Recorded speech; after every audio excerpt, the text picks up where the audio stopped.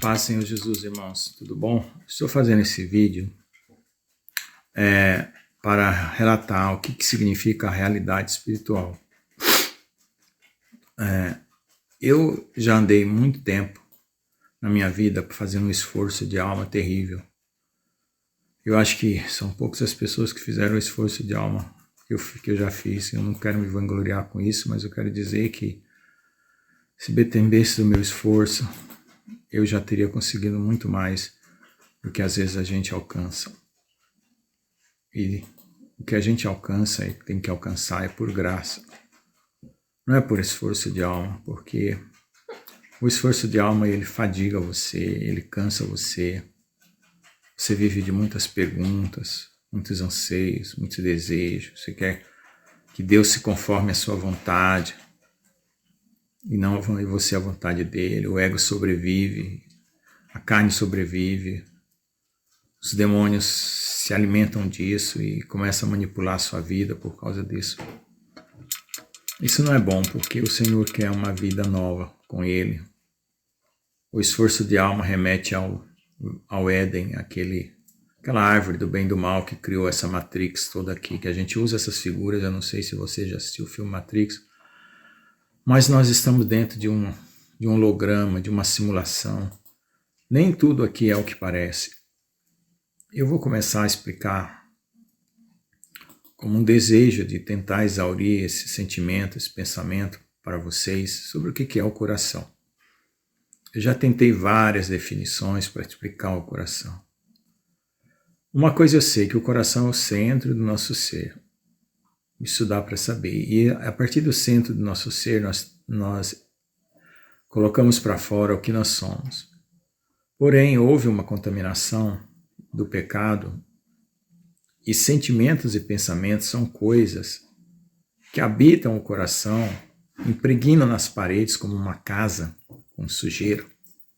Além de você ter que limpar os móveis, fazer uma faxina, você ainda tem que esfregar as paredes. Se você já fez uma faxina numa casa, você faz ideia do trabalho que isso dá.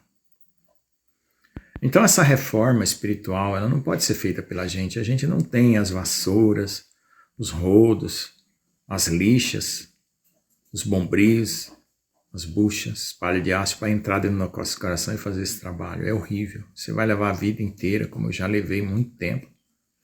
O que você pode pedir é que Deus faça isso para você. Você pode até cooperar com Deus no polimento da sua vida, orando, clamando, jejuando.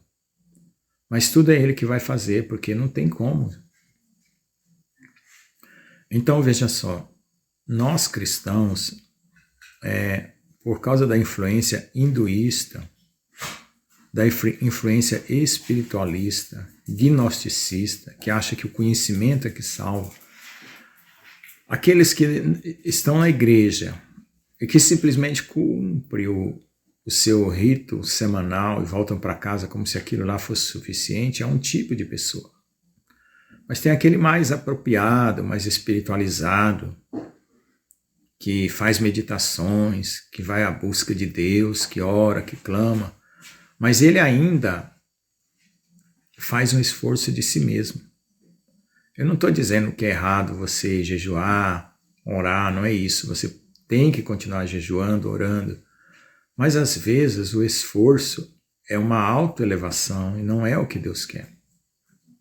Nós somos pecadores, nós caímos aqui, nós herdamos uma herança adâmica caída, não era para nós estarmos aqui. Eu não sei como que é estar em outro lugar, ter nascido em outra condição, como anjo, como outro ser em alguma outra dimensão. Eu nem imagino como e quando e onde estão essas coisas, mas a análise que eu faço é da realidade que nós temos aqui. E essa realidade que nós temos aqui, ela é totalmente enganosa, porque ela simulou para nós uma vida que não é definitiva, e todo mundo acha que isso aqui está suficiente. Esse é o primeiro engano. O segundo engano é quando o coração da gente deseja um monte de coisas daqui, e essas coisas são negociadas porque o inimigo que tomou posse dessa dimensão humana, desse mundo, dessa constituição espaço temporal, vamos colocar assim, você que gosta de física, ele sabe como entrar nas mentes, nos corações, como manipular pessoas. Ele inseriu aqui dentro formas humanas, pessoas que têm nariz, boca e olho e ouvido, nariz e dente como o meu, como um rosto humano, mas que não tem uma herança humana. Então veja só do fato de nós estarmos numa realidade alterada, que não foi aquela criada por Deus e que isso aqui foi consequência de um abandono de Deus, de uma desobediência, que embora os anjos tenham caído, tendo conhecimento, quiseram as trevas porque queriam investigar as trevas e tomaram posse daquilo, porque os anjos, eles capturam o conhecimento de uma única vez. Então, quando eles capturaram as trevas entraram para ele, não era para eles fazer isso. Era para eles proteger o reino e a criação de Deus dessa interferência. Essas possibilidades que há na vida, que uma hora é o bom, outra hora é o mal, outra hora é o pecado, outra hora é a justiça, elas vieram desse mundo anterior de possibilidades que Deus permitiu para dar-nos liberdade, para não sermos uns seres robóticos que simplesmente tem que viver em Deus, por Deus, para Deus, que não tem outra escolha. Então Deus quer de nós uma atitude realmente livre, de que ama, de que reconhece que Ele é Deus, de que quer ficar com Ele. Só que não há vida fora de Deus. Então, qualquer escolha fora de Deus decorre no pecado, no mal. E como que Satanás pensou? Ele falou, não, eu vou fazer um reino para mim nesse reino de trevas. Eu vou ser o Deus dessas trevas. E eu vou capturar almas para mim. Então, se você permanecer no pecado, se você não se arrepender, não reconhecer a sua condição caída, miserável de pecador, como muitas vezes a gente diz, né? Para que a gente realmente se lamente, não para a gente ficar na depressão, realmente lamente que nós estamos numa condição ruim. Se você não consegue fazer isso, se você não consegue extrair, abstrair de que nós estamos em alguma coisa errada, porque algumas pessoas sensíveis percebem isso, outras não. Outras são materialistas, endurecidas, acham que tudo se explica aqui por aqui mesmo. Faça a seguinte pergunta para você: há quantos anos a humanidade existe?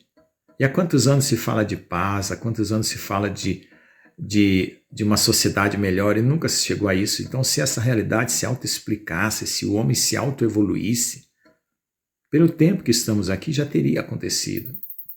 Mas isso nunca vai acontecer da forma humana, porque não é isso. O substrato que essa realidade tem é muito mais profundo do que a gente imagina. Não é com doutrinas humanas, com arquétipos criados pela mente humana que você explica essa realidade. Essa realidade, ela está escondida de nós. Ela foi escondida de nós. Deus permitiu até que ela fosse escondida, para que nós o viéssemos até Ele, não por conhecimento, mas por coração. Mas agora nós estamos no final dos tempos. E essa realidade espiritual, ela vai se abrir. E não vai mais precisar da fé. Mas também você não vai conseguir mais purificar o seu coração. Vai ser só o vale da decisão. O que é horrível. Porque enquanto a realidade espiritual está escondida e você tem que acreditar em Jesus e crer e se arrepender, você se purifica. Depois que você abrir as cortinas, que Deus, você não, né, forem abertas as cortinas para nós por Deus, mostrar o lado maligno, o lado de Deus, é só um arraste. Quem vai ser arrastado para um lado, quem vai ser arrastado para o outro. Que para Deus você não é arrastado. Mas como a gente vai colher o que plantou, o que for para o mal vai ser como arrastado, mas o que for para Deus vai ser como atraído. Porque tem aquela mesma natureza que Deus tem. Então veja só, se você acha que se você pega as religiões e faz uma análise de todas as religiões e constrói uma teoria religiosa abrangente que envolve todos os mitos, todos os medos humanos, para explicar a realidade espiritual, você está enganado. Você vai dar com os burros na água.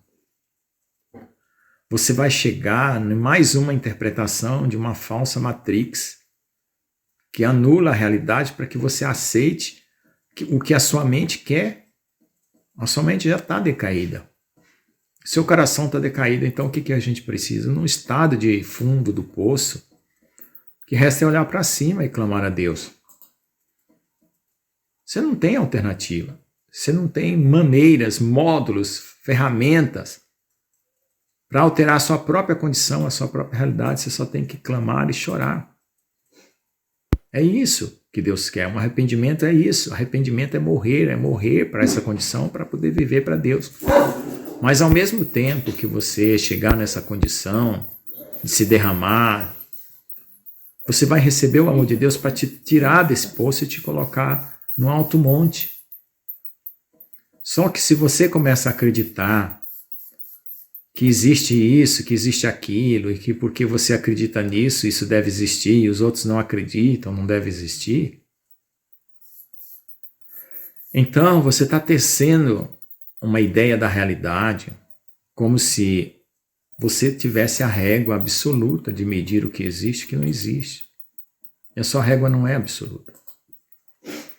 Veja só, um cientista, ele mede o espaço, mede os centímetros, os metros, mede o ambiente, ele calcula o tempo, ele joga uma bola, calcula quanto que uma bola percorre um comprimento, aí vai tirando as leis da física através do quê? Do experimento da realidade. Mas todos os experimentos da física são suficientes para exprimir a realidade? Não. Todas as minhas ideias e as minhas conjecturas são suficientes para extrair o que realmente existe? Não. E o que falta? A revelação de Deus. E onde que está o passo primeiro da revelação de Deus? Na palavra. Na palavra de Deus. A palavra de Deus é o agente externo que está fora desse mundo enganado, que penetrou a nossa realidade para explicar ela, para nós olharmos para fora disso. Então, você tem que perceber que não é nenhuma teoria científica é suficiente para explicar a realidade, mas a palavra de Deus é. Por quê? Porque uma vez que você experimenta ela e faz o teste, você aprova ela. E você vai aprovando ela à medida que você vai fazendo os testes que ela coloca. Por exemplo, vou dar um exemplo para você. Eu li que na Bíblia existia anjos. Eu pedi para ver anjos.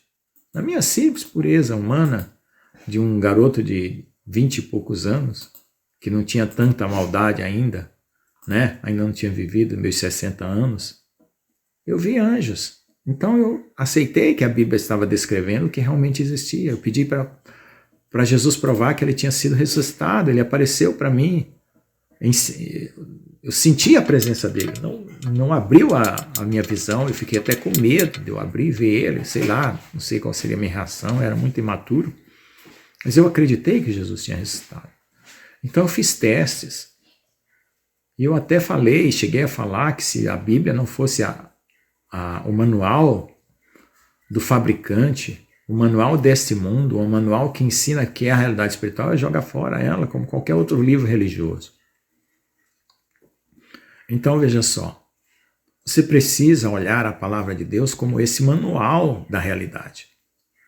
Esse manual que descreve as condições humanas, o coração, a realidade espiritual, o que Deus é, o que existe no mundo espiritual, o que não existe, como é e como não é. Essa é a base. Aí você pode pegar uma teoria, né, como tem tantas teorias, a dos Anunnaki. Você sabe qual é a fonte disso? Ah, mas a Bíblia foi alterada, a Bíblia foi manipulada. Você acha que Deus deixaria manipular e alterar a sua palavra a ponto de desfigurá-la completamente? O que Deus permitiu foram algumas coisas que o homem conseguiu manipular, mas não tudo. A realidade ainda está ali na palavra. Agora, Deus até permite que determinadas manipulações aconteçam para testar se o nosso coração é sincero. Por quê? Porque nós precisamos nos decepcionar com o que está errado. Né? Nós precisamos decepcionar e nós precisamos aprender a indagar as coisas para pedir a Deus a sabedoria verdadeira. Então não é pela nossa condição de conhecimento, se a Bíblia fosse totalmente exata, infalível em qualquer coisa, em qualquer tradução, ela salvaria por gnose. Mas ela salva pela fé em Jesus, pelo coração. Então, se tem algum erro de tradução, alguma coisa, você vai, com o amadurecimento, descobrir o que está errado, como eu já descobri. E aí você vai escapar daquelas pedras que tropeçam, faz você tropeçar. E se você pegar outra teoria, como o Espiritismo, que alguém fez experiências em mesas kardecistas, invocando espíritos e anotando teorias espirituais. Ora, se eu olhando para uma pessoa, eu recebo em casa um vendedor, olhando na cara dele, ele me dá um calote. Um vigarista me vende uma coisa que eu nunca recebo, hoje até na internet. Como é que eu vou sentar numa mesa, ouvir vozes, falar com espíritos que eu não vejo a cara dele, não vejo o mundo onde ele está, não vejo em que situação que ele está, se ele está dentro de um presídio, se ele está fora de um presídio, como muitas vezes a gente recebe um telefonema. E só porque eu anoto e a voz fala comigo e tem uma pessoa em transe, eu vou acreditar que aquilo é verdade? É muita imaturidade, é muita estupidez você pensar assim. Se você olhando para o mundo invisível, aliás, para o mundo visível, você já não distingue o que dirá o mundo invisível. Então, eu estou quebrando esse seu critério aí para que você caia em arrependimento. Aprenda a se voltar para o Senhor verdadeiramente e pedir para Ele te explicar a realidade. É Ele que sabe a realidade. É Ele que entende a realidade. Eu não sei. Eu posso também explicar uma outra teoria aqui. Posso criar uma outra teoria. Entende? E não ser válido. Não ser válido. Por exemplo, olha aqui esse forro aqui. Ó. Esse forro da casa aqui, ele está aberto. Eu tenho que refazer ele. Qual teoria você acha que explica que esse forro está aberto? Você podia dizer, uma tempestade, um vendaval. Um meteoro caiu em cima do meu telhado. Não, nenhuma dos dois. Eu subi lá para mexer nos fios e afundei no forro. Tá vendo? Então, uma realidade só, ela tem muitas formas de ser explicada. Tem teorias na física que tem várias explicações para o mesmo resultado. Então precisa testar todos os resultados para saber se aquela teoria é consistente. E ainda depois que você testar todos os resultados, aquela teoria ainda pode ser falsificada. Como é que a gente diz? A falsibilidade de Karl Popper, que é que uma teoria ainda pode ser modificada se faltou algum ponto nela que não é consistente com a realidade. Então, você faz a teoria para explicar a realidade. Você não muda a realidade para aceitar a sua teoria. Isso na ciência a gente já faz isso há muito tempo. Desde os tempos de René Descartes, 1640, que se fundou o método científico. E esse método, se você tentar usar ele no mundo espiritual, como também já tentaram, depois que foi fundado o método científico, os homens eram cristãos, foram levar para o mundo espiritual, deram com burros na água. Aí veio o materialismo, outro engano. E vai vir qualquer engano, gente, porque na profundidade da mente humana, do coração humano, se esconde dimensões e dimensões. A gente não sabe nem o que a gente é, quantas dimensões a gente tem. Algumas dimensões estão fechadas, outras abertas. Tem gente que tem dimensão aberta, vê o mundo espiritual de olho aberto. Tem gente que vê o mundo espiritual sonhando, em sonhos, em visões. E o outro não vê nada. São todos seres humanos. Todos têm nariz, todos têm boca, todos têm ouvido. Não era para ter todos os mesmos sentidos, sentir os mesmos cheiros, ver as mesmas cores, sentir os mesmos paladares? Mas não é assim. Nem todos sentem os mesmos paladares, sentem os mesmos cheiros ou ouvem as mesmas vozes. Existe uma seletividade. E essa seletividade, ela está escondida dentro do nosso coração. Se não for quebrado essas durezas, você não vai abrir as dimensões espirituais para você. Você vai continuar sem enxergar, sem ver, sem entender. Por isso que a palavra de Deus chama você ao arrependimento, que é o primeiro passo. A fé, crer em Jesus é o primeiro passo. Depois vem os quebrantamentos para quebrar as estruturas erradas, até você aprender. Você ser uma pessoa confiável, que não trai a Deus, que não vai se autovalorizar acima de Deus, acima da palavra dele, para você poder receber os dons e usar com amor, não por interesse próprio. Porque profecia, dom, curar essas coisas, eu posso receber do mundo espiritual, mas usar para o meu interesse, para a minha autopromoção. Eu estou glorificando a Deus? Não. Eu vou chegar diante de Jesus, vou alegar, olha, eu fiz isso, fiz aquilo. Jesus vai falar, eu não te conheço, cara. O que você está querendo comigo? Você não entregou seu coração para mim.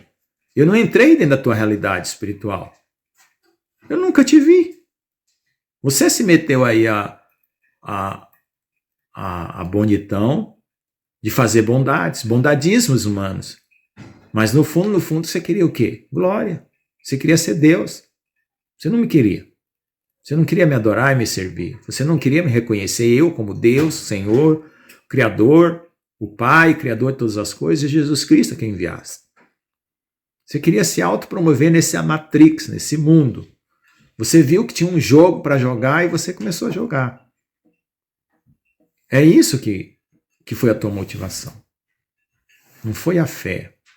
Você não recebeu de mim a fé. Você adivinhou que existia um mundo espiritual. Você adivinhou que podia usar dons e talentos. Você adivinhou que as pessoas precisam de ajuda. Aí você se meteu a ajudar as pessoas a falar coisas que as pessoas dariam valor ao que você estava falando, porque estavam desesperadas. Aí você montou um comércio. Mas cadê a sua raiz? Onde foi plantada a sua árvore? Foi em Deus ou foi no seu ego? Então, meu amigo, você não saiu da Matrix. Lamento dizer, é triste dizer, e você chegar no fim de uma vida, você perceber que você não é uma árvore plantada por Deus, é a coisa pior que existe. Você vai sair em desespero, correndo, gritando, Jesus me planta, Jesus me corta, Jesus me liberta e Jesus me planta, né? Para mim poder ter a vida eterna. Porque é para isso que o mundo está caminhando. Esse é o desespero do falso espiritualista. Vai ter o desespero do materialista. Vai ter o desespero daquele que amou o dinheiro. Vai ter o desespero daquele que tinha poderes e posses. Vão ter vários desesperos. Por quê? Porque simplesmente aceitaram o jogo da Matrix, manipulado por demônios, porque os espíritos que jogam com essa realidade, você não vê, você não enfia o dedo no olho dele. Você não toca na pele dele. Eles estão no mundo invisível. Que algumas pessoas têm o dom de ver, outras não. E se você não tem o dom de ver, como é que você vai ficar sabendo se existe ou não existe? Qual o critério você vai usar para conferir se essa é verdade, se o que eu estou falando é verdade ou não? Você tem que buscar esse critério em Deus. Eu não tenho esse critério. É Deus que pode te dar. Estou fazendo esse vídeo aqui para um esclarecimento, mas eu estou falando da palavra de Deus que dá para você essa realidade. Então não tente construir uma teoria, uma conjectura, uma história de mundo, uma história de como nós caímos aqui, uma história de como foi o mundo criado, seja ela científica, pseudocientífica ou não. Você está perdido, cara. É duro falar isso, mas eu queria que alguém me chutasse o traseiro para eu poder acordar, e agora eu faço isso com você para poder você acordar, cara. Sai dessa, cara. Aqui é só engano. Se arrependa, se jogue no chão, chore, comece pelo menos a berrar pelos campos, até Deus te ouvir, aí Deus começar a falar com você e te mostrar o que você precisa ver. Nós estamos no final, tic-tac, tic-tac, os últimos segundos, os ponteiros estão encostando um no outro. Meia-noite da badalada da meia-noite está chegando. Aí você fica apoiado em teoria científica. Você fica apoiado em teoria religiosa, em estudos de campo religioso, em metafísicas espiritualistas. Existe uma metafísica, sim, para a realidade. Existe. Tudo aqui, ó. Esse ambiente aqui tem uma explicação. Por que tem um lampião lá em cima da minha cabeça, em cima da geladeira? Tem uma explicação para aquilo estar lá. Por que tem vidros ali, ó? Tem uma explicação. Se você tivesse uma abertura do mundo espiritual, teria que ter uma explicação para a coisa. Mas não somos nós que damos essa explicação, a gente não consegue montar essa explicação se Deus não der. Se Deus não revelar pela sua palavra, você lendo, clamando, chorando ali dia e noite até Deus mostrar a realidade. Mas para você chegar nesse ponto, você vai precisar, primeiro, morrer para o pecado. Sair fora da Matrix mesmo, deixar o velho homem, se arrepender dos seus pecados para sair, para aquele espírito da que a serpente injetou em nós, em todos nós que estamos dentro aqui desse mundo, que carregamos o pecado, saia. Você seja liberto do poder do pecado e depois da presença do pecado quando Jesus voltar. É isso. E o amor? É o motivador, é a força mais poderosa que existe no universo que vai motivar você. Se você não receber o amor de Deus, você vai continuar fazendo as coisas por interesse. Você tem que fazer as coisas porque você ama as pessoas, porque você quer o bem delas, que você não quer o mal para si, não quer o mal para os outros. Essa é a base. É a teoria do espelho, vamos dizer assim. O que você olha no espelho é o que você é, o que você deseja para você deseja para os outros. Você não vai ficar fazendo careta para você mesmo, nem xingando você mesmo no espelho, então não xingue o seu próximo, não despreze o seu próximo, essa é a base. Você começa a andar nesse caminho do amor ao próximo, aí Deus começa a te mostrar o caminho do amor a Deus. E aí você vai crescendo, são etapas e etapas espirituais. Até chegar naquele ponto certo. De Deus abrir toda essa dimensão para você e você ser tirado daqui, que é o que está prestes a acontecer. Entendeu? Então não fique atrás de teorias espiritualistas. A primeira teoria, que na verdade não é teoria, é prática, é você saber que você é um pecador, que você está aqui numa herança de 6.000 anos de um homem caído, vindo de Adão, de descendência em descendência, de pai para filho, para neto, bisneto, tataraneto, até chegar em você. E agora, nós estamos no final do jogo, no final dos tempos. E você precisa encontrar a graça e o amor de Deus e o arrependimento para que caia essas escamas dos seus olhos, essas cortinas do seu coração que esconderam de você até o que você é realmente. A gente precisa ter essa autodecepção com nós mesmos para sabermos que somos pecadores, precisamos de arrependimento e salvação. Aí daí começa o processo. Se você mentir para você mesmo a vida inteira, dificilmente você vai chegar ao conhecimento da verdade, porque você vai gostar tanto disso, do processo que isso causa, da vantagem que isso dá, que acaba em uma total desvantagem de destruição, que você não vai querer abandonar isso. Assim como muitas pessoas que se apegam que nesse mundo não querem abandonar. Tá bom? Então isso é um pequeno trecho, eu poderia falar muito mais sobre a realidade espiritual, mas eu acho que o que eu falei aqui é suficiente, são 28 minutos. Se você conseguir ver esse vídeo até o fim, parabéns, você é um vencedor, que hoje em dia ninguém passa de 10 minutos no vídeo. Se você chegou até aqui, dá um like aí, tá? Todo mundo pede isso, mas não peço não, tá? Se você não quiser dar like, não dê. Se você quiser dar dislike, dê. Faça o que você sentir no coração, não faço nada por promoção de meu canal, não. Não estou aqui para ser monetizado, não estou aqui por nada. Se eu fizer algo que repercuta o amor de Deus e que atinja o seu coração, para mim está valendo muito mais do que qualquer moeda e qualquer monetização que cai na minha conta, porque nem minha conta é monetizada, tá bom? Deus te abençoe.